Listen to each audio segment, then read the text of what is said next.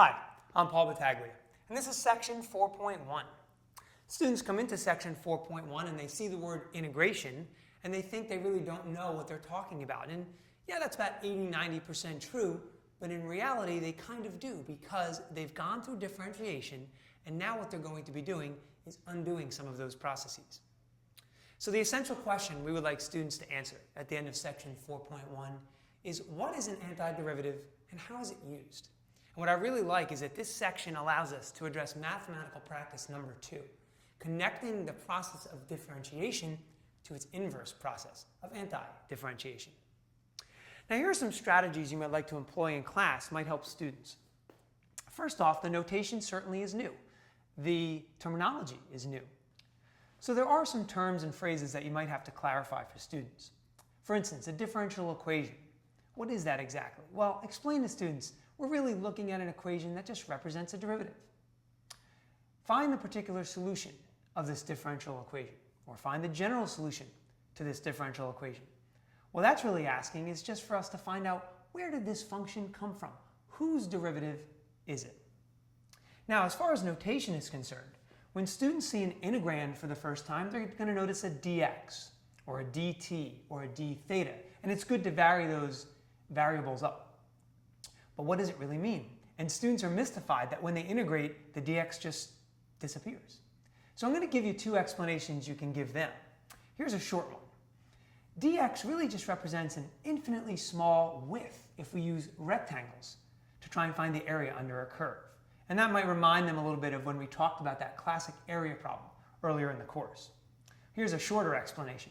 Dx would really just represent the variable of integration. So dt would mean that we're integrating in terms of t.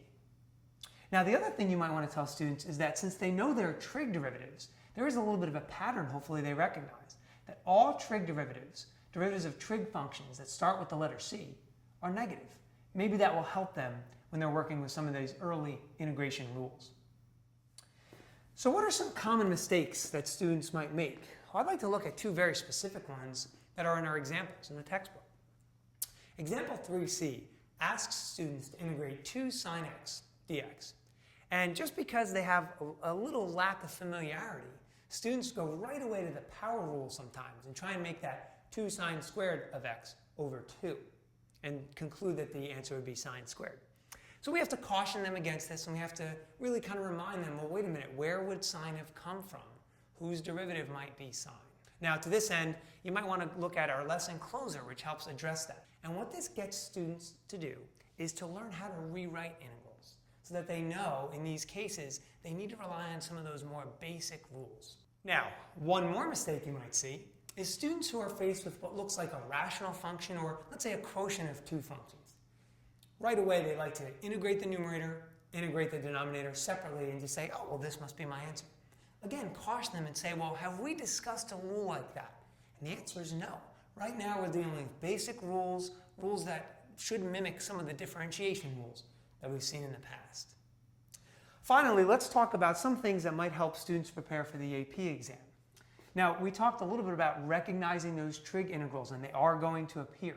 Now, the other thing students can do during the lesson is try and use technology to support some of their answers. However, caution them, they're not going to have this luxury on the AP exam.